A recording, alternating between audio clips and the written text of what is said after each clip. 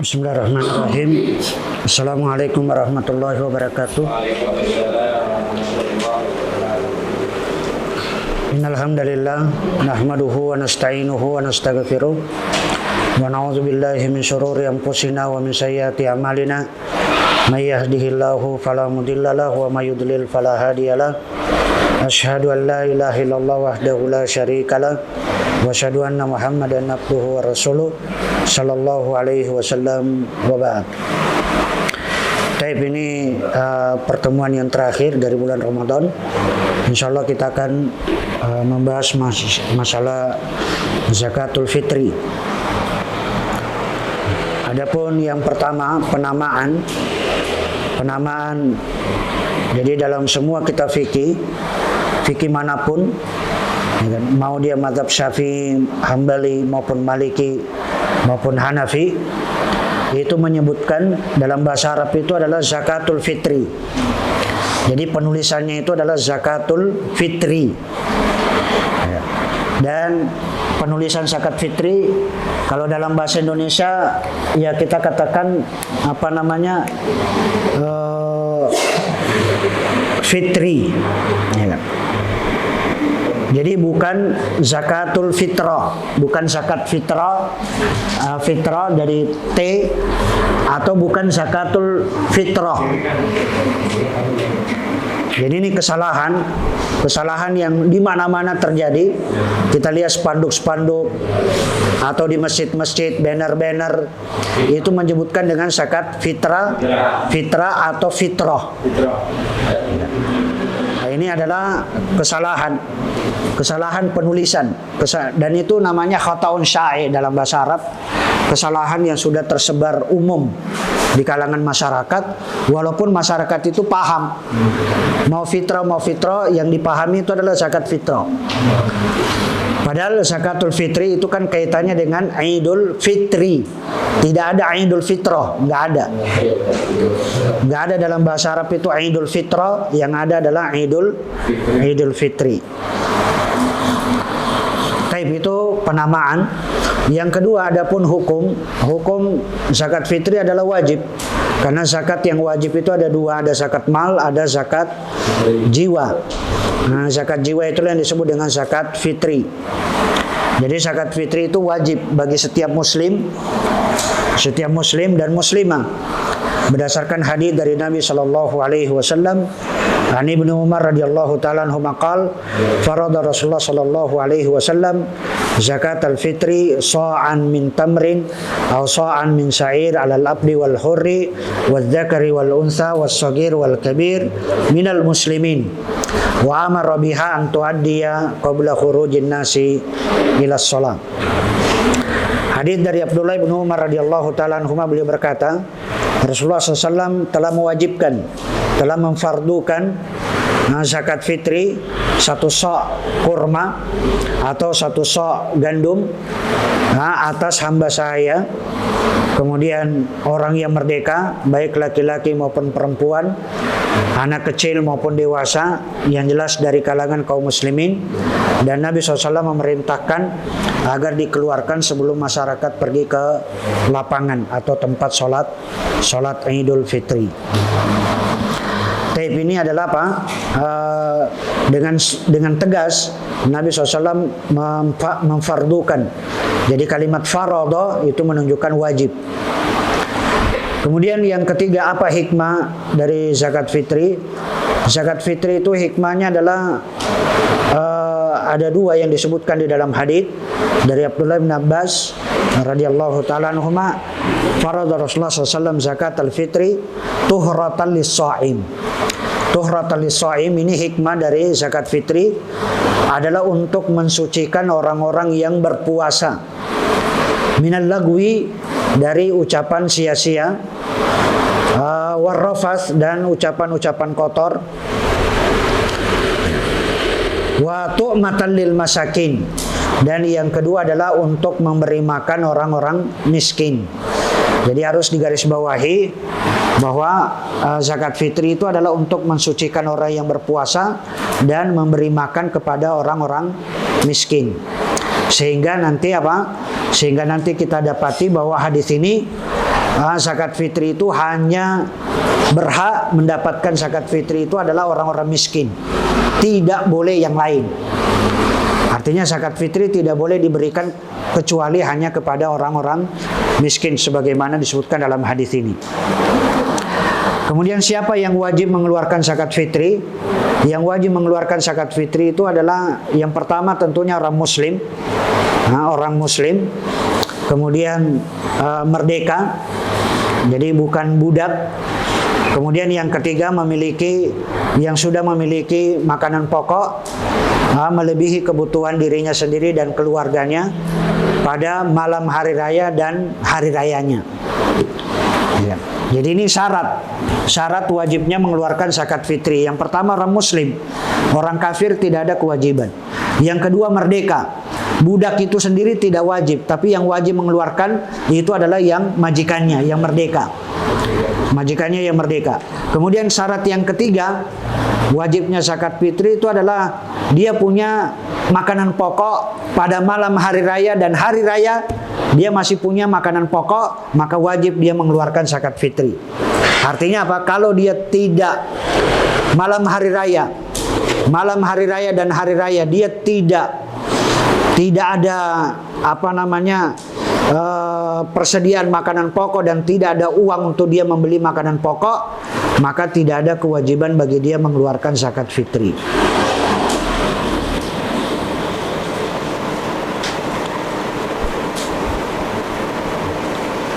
Dan tentunya juga kita yang harus mengeluarkan juga adalah orang-orang yang menjadi tanggungannya. Siapa yang menjadi tanggungan dia dalam keluarga itu, maka dia harus majikan tuan rumah atau kepala rumah tangga itu berhak menanggung semua orang-orang yang dia tanggung. Kalau dia menanggung misalnya dalam keluarga itu satu rumah itu ada neneknya, ada ibunya, ada bibinya, ada keponakannya, ada sepupunya, maka semuanya harus dia tanggung, termasuk pembantunya. Termasuk pembantu itu harus ditanggung oleh yang menanggung adalah majikan. Termasuk misalnya tukang kebunnya, tukang yang dia tanggung berada di dalam rumah tersebut. Maka ini adalah ini kewajiban. Jadi bukan hanya anak dan istrinya, tetapi juga orang-orang yang berada di bawah tanggungannya, termasuk pembantunya. Dan ingat selama mereka itu adalah muslim. Misalnya selama pembantunya itu adalah muslim, atau tukang kebunnya adalah muslim, supirnya dia adalah muslim, maka wajib dia menanggungnya. Dalil yang menunjukkan sebagaimana disebutkan dalam hadis dari Abdullah ibnu Umar yang disebutkan di atas. Berapa besarnya zakat fitri? Berapa besarnya zakat fitri? Besarnya zakat fitri itu adalah ada dua. Setengah sok itu kalau jenis komhun. Komhun itu adalah gandum yang paling bagus. Jadi kalau gandum yang paling bagus, maka dia hanya setengah sok. Adapun selain daripada itu adalah satu sok. Satu sok. Apakah itu satu sok kurma, satu sok gandum, atau satu sok keju, atau satu sok yang semisalnya dengan makanan yang berupa makanan pokok. Kalau di Indonesia makanan pokok adalah beras, maka kita mengeluarkan dalam bentuk beras. Jika makanan pokoknya jagung, maka dikeluarkan dalam bentuk jagung. Adapun dalil yang menunjukkan setengah sok yang berupa gandum, maksudnya gandum yang bagus ya. Kalau setengah sok itu kalau gandum yang bagus, sebagaimana hadits dari Urwah ibnu Zubair radhiyallahu taala anhu, anna Asma bint Abi Bakrin kanat takhruju ala ahdi Rasulullah SAW an ahliha al-hurru minhum wal mamluk madinun min hintatin muddaini min hintatin aw sa'an min tamrin bil muddi aw bis sa' alladhi yaktatuna bihi. Dari Urwah bin Zubair, dia berkata bahwasanya Asma binti Abi Bakar biasa mengeluarkan zakat fitri pada masa Rasulullah SAW untuk keluarganya, yaitu orang yang merdeka di antara mereka dan hamba-hamba sahaya, yaitu adalah 2 mud gandum yang bagus. Jadi kalau gandum yang bagus itu adalah 2 mud atau setengah sok, atau 1 sok kurma kering. Nah, dengan menggunakan mud atau sok yang biasa mereka mengukur dengannya makanan pokok mereka. Sebenarnya di Madinah atau di Mekah itu sudah ada dijual takaran. Takaran satu sok. Adapun 1 sok itu sendiri, 1 sok itu sama dengan 4 kalinya ini. 4 kalinya ini. 4 mud. 1 mud itu 2 genggaman tangan. 2 genggaman tangan dewasa. 2 genggaman tangan dewasa. 2 genggaman tangan dewasa, tapi yang tidak terlalu besar dan tidak terlalu kecil. Nah, ini memang ukurannya kita tidak relatif ya, maksudnya sehingga memang ada terjadi perselisihan di antara para ulama. Jadi kalau ditimbang dalam bentuk berat itu memang ada khilaf di antara para ulama. Seperti Syekh Utsaimin menyebutkan 1 sok itu sama dengan 2 kilo 40 gram. Nah, kemudian Syekh Abu Malik menyebutkan 1 sok itu kurang lebih 2,2 kilo. 2,2 kilo. Kemudian fatwa yang lain, ulama-ulama Saudi itu menyatakan 3 kilogram. Kemudian jumhur ulama, kebanyakan dari ulama itu menyebutkan 2,5 kilogram. Jadi karena ukuran soknya sendiri 1 mud itu adalah berbeda. Berbeda antara satu dengan yang lain. Nah, perlu diketahui, jadi namanya tata cara mengeluarkan zakat fitri itu ada 2. Ada tata cara yang sempurna dan ada tata cara yang cukup. Tata cara yang sempurna itu adalah dia mengambil yang paling besar. Misalnya dia mengambil 3 kilo, itu adalah namanya tata cara yang sempurna. Sempurna itu artinya apa? Yang wajib sebenarnya sudah terpenuhi. Selebihnya itu adalah sunnah. Adapun tata cara yang cukup, kalau dia mengambil yang paling sedikit, misalnya 2 kilo 40 gram. Dia sudah mengeluarkan 2 kilo 40 gram itu sudah mengeluarkan zakat fitri, tapi namanya tata cara yang cukup. Artinya itu sudah sah. Sudah sah, dikatakan dia mengeluarkan zakat fitri. Ini memang masalah berbeda-beda di antara para ulama. Kalau ditimbang dalam berat memang ada khilaf di antara para ulama. Yang jelas kalau Anda tidak ada khilaf di antara para ulama, ya keluarkan 3 kilo. Memang rata-rata di mana-mana sekarang rata-rata 3 kilo. Hampir saya lihat di masjid-masjid itu adalah menetapkan 3 kilo. 2,5 kilo itu juga sudah sah untuk dikatakan dia mengeluarkan zakat fitri. Adapun bolehnya mengeluarkan zakat fitri 1 sok, artinya selain gandum yang bagus, adalah apa? Hadis dari Abi Sa'id Al-Khudri radhiyallahu taala anhu qala kunna nukhriju zakatal fitri sa'an min ta'amin aw sa'an min sa'ir aw sa'an min tamrin aw sa'an min akid aw sa'an min zabib. Dari Abu Sa'id Al-Khudri, dia berkata, kami biasa mengeluarkan zakat fitri 1 sok makanan. 1 sok makanan ini adalah apa? Makanan pokok tentunya. Karena yang dimasukkan zakat fitri adalah makanan pokok. Walaupun tidak disebutkan di sini beras, jagung, tapi karena beras itu adalah makanan pokok, maka masuk dalam kategori hadis ini. Min ta'amin. Ya kan? Jadi min ta'am, beras itu adalah termasuk makanan pokok, termasuk juga gandum. Jadi beras itu masuk dalam hadis ini. Maka 1 sok makanan atau 1 sok gandum. Gandum yang maksudnya gandum yang biasa. Atau 1 sok tamar. Tamar itu kurma yang sudah kering. Kemudian atau satu sa' min akid.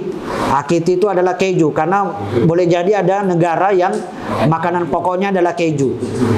Nah, seperti misalnya kita lihat di daerah-daerah kutub, daerah-daerah orang yang sudah minus 50 derajat, minus 30, minus 73, minus di negara-negara yang memang makanannya itu adalah daging. Jadi mereka daging, sehingga keju itu adalah sebagai makanan pokoknya. Ya, karena memang mereka hanya ternak, ya kan, mereka hanya ternak, tidak ada gandum yang di es, nggak ada, di salju nggak ada, yang di daerah-daerah, ya kan, daerah Eskimo, ya kan. Jadi satu sok keju atau satu sok kismis. Jadi kismis adalah anggur yang sudah kering. Anggur yang dikeringkan itu namanya kismis. Ini juga ada negara yang memang makanan pokoknya itu adalah kismis. Dalam syarah Sahih Muslim disebutkan, Al-Imam An-Nawawi menegaskan bahwa menurut mayoritas fuqaha, mayoritas dari ulama-ulama fikih, tidak boleh mengeluarkan zakat fitri dalam bentuk uang atau dalam bentuk harga. Ingat, tidak boleh mengeluarkan zakat fitri dalam bentuk uang atau harga. Itu nggak boleh. Sebagai pengganti dari makanan pokok itu nggak boleh. Jadi harus dalam bentuk beras. Kalau kita di Indonesia harus beras. Jadi tidak boleh mengeluarkan zakat fitri. Kenapa? Karena perlu saya tambahkan bahwa uang itu tanda tanyanya banyak. Iya kan? Uang itu tanda tanya banyak. Maksudnya uang itu bisa jadi kuota, bisa jadi pulsa, bisa jadi tiket, bisa jadi roti, bisa jadi makan beras, bisa jadi daging, uang bisa jadi sandal, bisa jadi sepatu, tas, baju dan sebagainya. Sehingga apa? Kalau kita mengeluarkan dalam bentuk uang, kita mengeluarkan zakat fitri dalam bentuk uang, iya kalau orang miskin itu membelikan makanan, beras. Tapi kalau uang itu dibelikan kuota, maka apa? Itu berarti tidak sampai zakat fitri kita.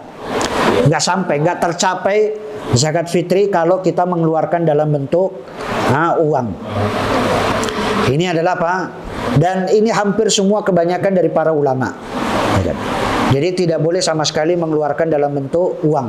Atau harga dinilai dalam harga uang. Saya misalnya begini. Kalau dinilai uang misalnya 30.000, sementara saya pedagang, sudah nanti ambil aja roti kayak apakah di situ susu atau yang senilai harga 30.000, itu juga nggak boleh, ya kan? Saya penjualnya misalnya apa, jual minyak goreng, ya sudah minyak goreng 1,5 liter ini, ya kan? Zakat fitri itu nggak boleh dalam bentuk, atau misalnya ini saya zakat fitri saya ini dua bungkus rokok, ya karena penjual rokok dia misalnya, nah, itu nggak boleh. Kemudian atau dia penjual pisang misalnya, sudah ini ambil 2 sisir untuk zakat fitri senilai harga 30.000 misalnya, nggak boleh, ya kan? Itu tidak boleh. Atau misalnya nanti pedagang ikan sudah ambillah ikan 1,5 kilo atau 1 kilo, ya kan? Atau yang jual daging dia mengatakan ini, itu nggak boleh. Jadi harus betul dalam bentuk makanan pokok, yaitu beras. Jadi tidak boleh diganti dengan yang lain. Kemudian ada faedah yang bisa kita, memang Imam Abu Hanifah berpendapat bahwa zakat fitri itu boleh dikeluarkan dalam bentuk uang. Jadi Imam Abu Hanifah mengatakan bahwa zakat fitri dalam bentuk uang itu dibolehkan. Tetapi ini apa? Ini jelas dibantah oleh para ulama dan batal. Jadi pendapatnya Imam Abu Hanifah menjadi batal dengan firman Allah Subhanahu wa taala, "Wa ma kana rabbuka nasiya." Jadi tidak mungkin Rabb kalian itu lupa menjelaskan. Ya kan? Ada nggak Nabi SAW menjelaskan bahwa zakat fitri boleh diganti dengan uang? Nggak ada. Tidak ada penjelasan dari Nabi SAW, sehingga tidak ada penjelasan dari Nabi SAW itu menunjukkan bukan berarti Allah dan Rasulnya itu lupa menjelaskan, tidak, ya kan? Ya kan? Tidak mungkin Allah dan Rasulnya itu lupa menjelaskan kepada kita. Seandainya bilang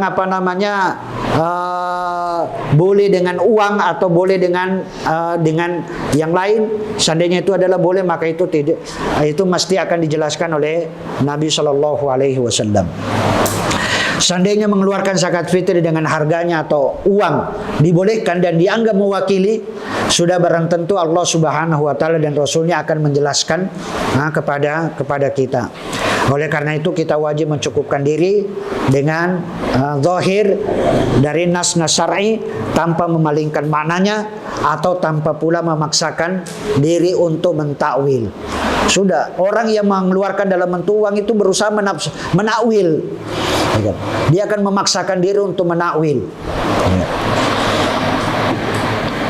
Kemudian yang keenam, adapun waktu mengeluarkan zakat fitri. Waktu mengeluarkan zakat fitri, sebagaimana disebutkan dalam hadis dari Abdullah bin Umar adalah apa?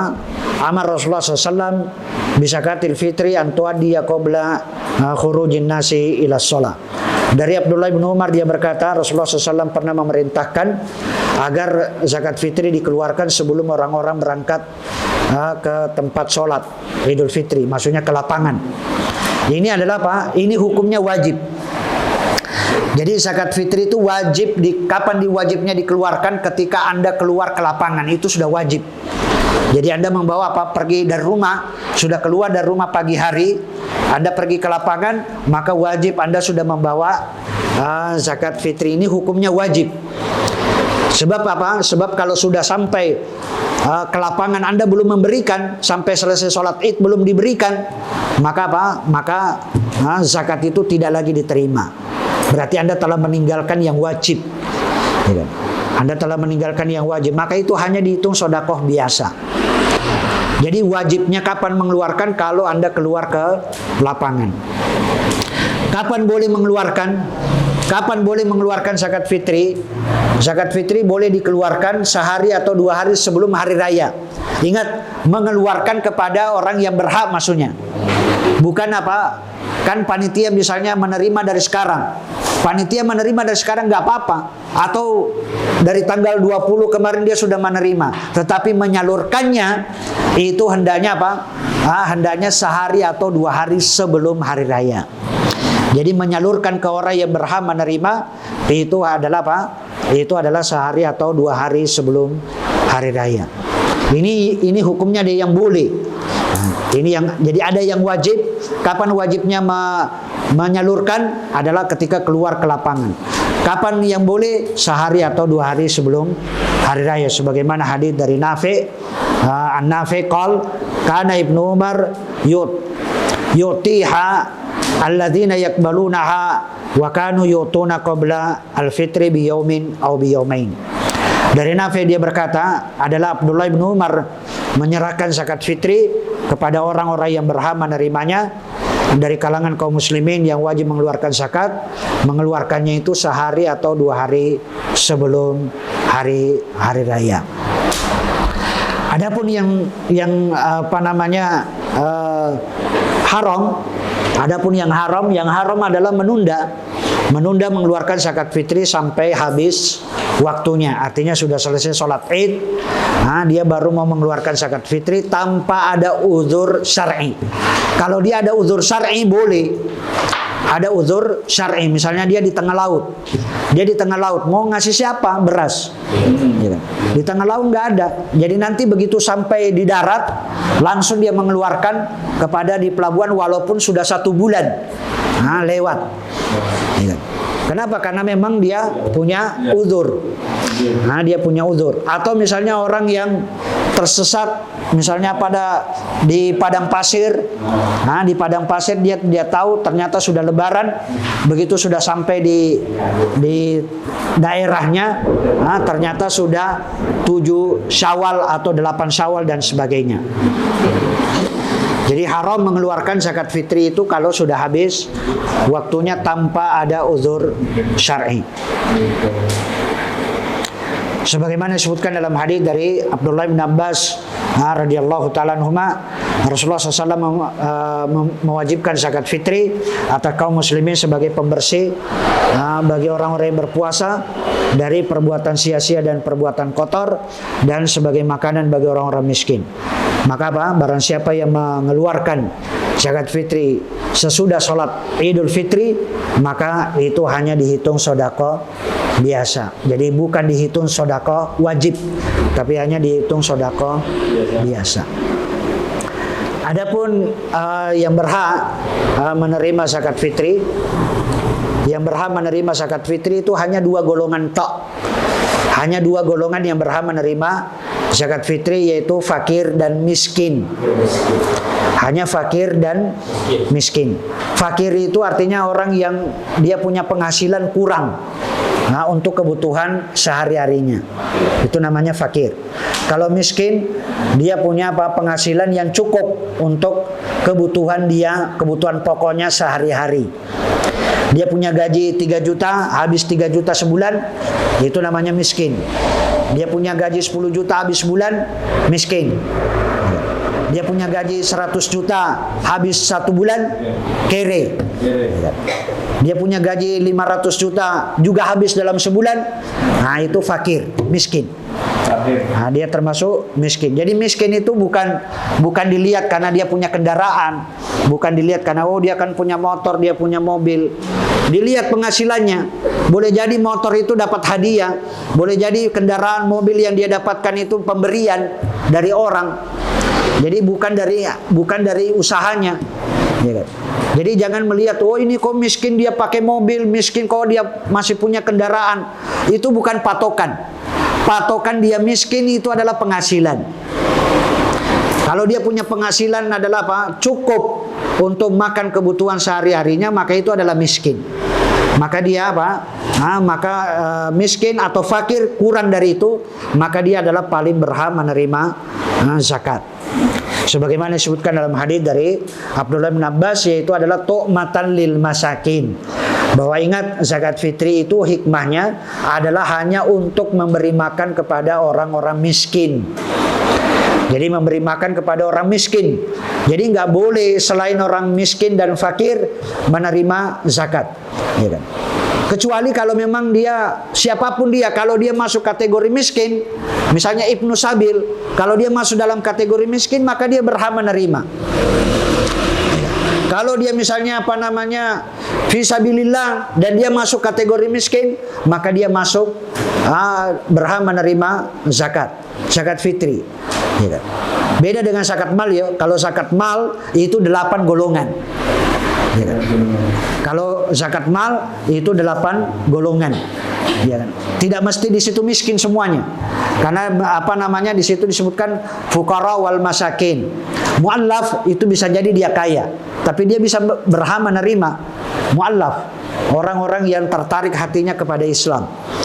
Boleh jadi fisabilillah, dia kaya di rumahnya, tetapi karena dia lagi perang, dia di perang itu mungkin dia miskin, maka dia berhak menerima zakat mal. Ya kan? Jadi boleh jadi dia kaya. Adapun zakat fitri itu hanya berhak menerima itu adalah orang-orang miskin saja atau fakir. Kemudian saya tambahkan di sini ada kesalahan panitia masjid, panitia zakat masjid. Ini kesalahan yang tersebar, yang saya lihat di mana-mana.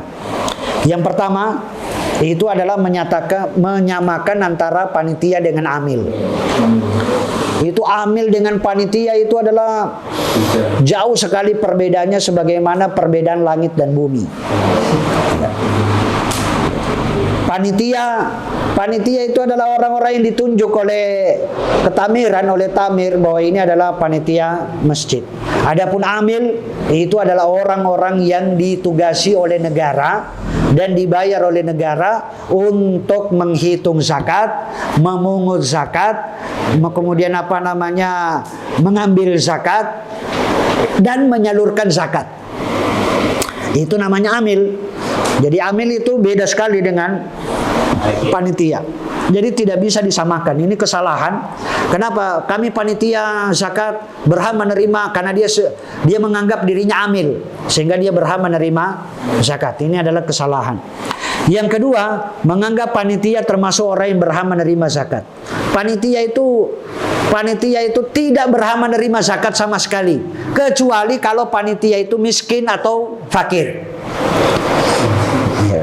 Kalau dia miskin atau fakir, maka dia berhak untuk menerima. Adapun dia panitia mutlak nggak berhak menerima zakat. Bukan termasuk orang yang berhak menerima zakat. Kemudian yang ketiga, menetapkan nilai harga beras. Menetapkan nilai harga beras, misalnya apa? 3 kg 30.000. Ya kan? Maka 30.000, nilai 30.000 itu atau 33.000 atau 35.000. Karena ada yang masjid dia pakai 30.000, ada yang 35, ada yang sampai 40. Maka kita katakan ini adalah menetapkan nilai itu adalah tidak dibolehkan. Perlu saya tambahkan bahwa apa? Beras yang kita keluarkan adalah beras yang kita makan setiap harinya. Beras apa yang kita makan setiap harinya, maka itulah yang kita keluarkan. Kalau Anda makannya beras C64, maka zakat fitrinya adalah C64. Keluarkan C64 minimal. Kalau Anda makannya setiap hari menti wangi, maka zakat fitrinya adalah menti wangi. Kalau Anda zakat fitrinya rojo lele, maka keluarkan juga zakat fitri rojo lele. Kalau Anda makannya delanggu super, maka keluarkannya juga delanggu super. Kalau Anda makannya setiap hari beras basmati, maka setiap zakat fitrinya pun juga harus dengan beras basmati.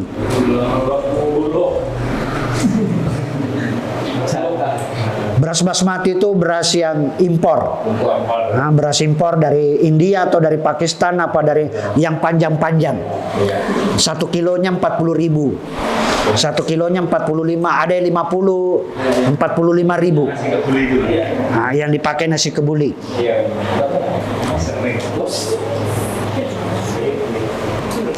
Maka apa namanya?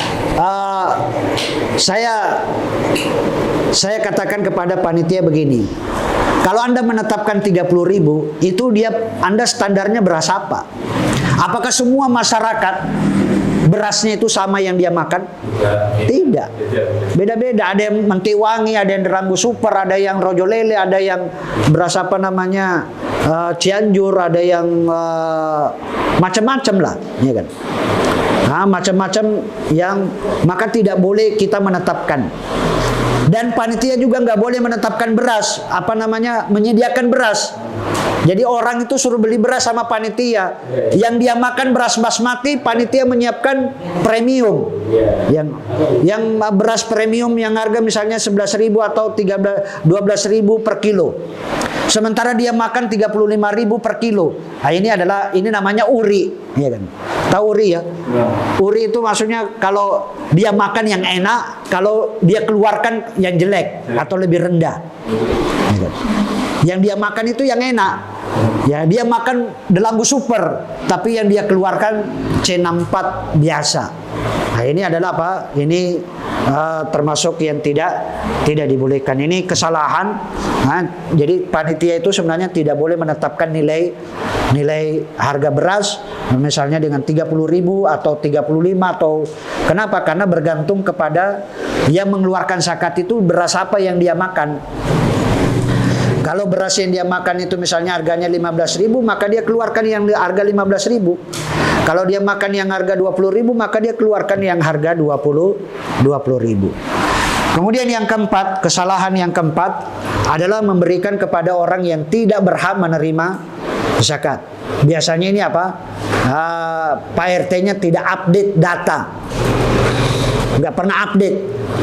Dulu memang dia miskin 5 tahun yang lalu. 5 tahun yang lalu dia miskin, dapat panitia zakat, dia dapat beras.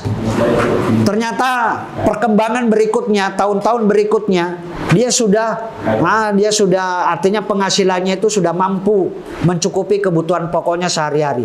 Tapi karena dulu dia masih terdaftar sebagai orang miskin, maka dia karena nggak update data, sehingga dia masih menerima. Padahal dia sudah punya mobil, sudah punya penghasilan luar, sudah mencukupi lah.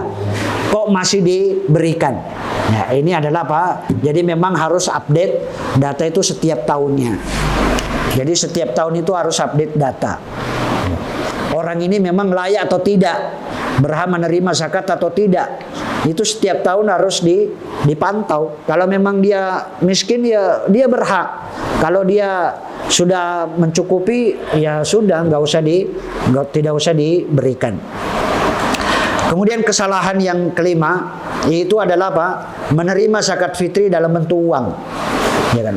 Panitia menerima zakat fitri dalam bentuk uang itu nggak boleh.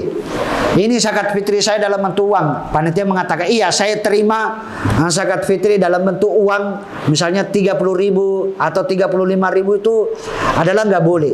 Kecuali kalau panitia mengatakan begini, iya saya terima uang 30.000, nanti saya akan belikan beras, ya kan, senilai harga 30.000 tersebut.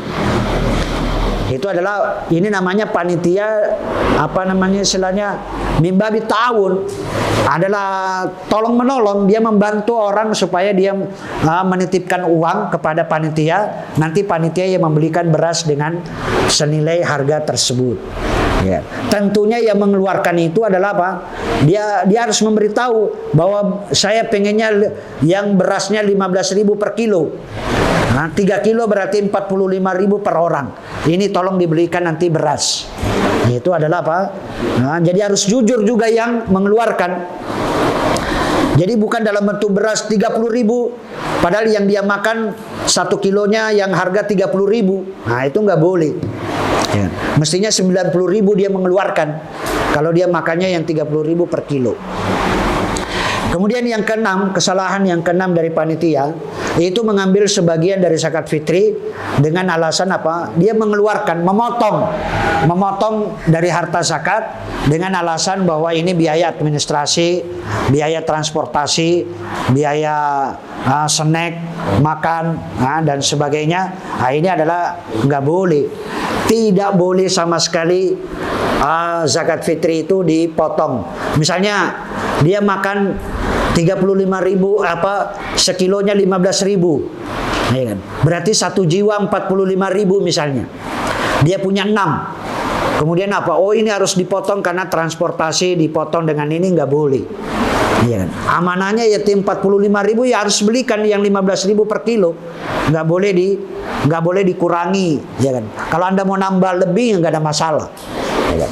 Panitia itu nggak boleh dia memotong dengan alasan biaya administrasi, biaya transportasi, biaya snack, biaya makan, biaya kopi, ngeteh, dan sebagainya. Kemudian kesalahan yang ketujuh adalah belum mengalokasikan zakat fitri sampai selesai hari raya. Sampai hari raya selesai belum disalurkan.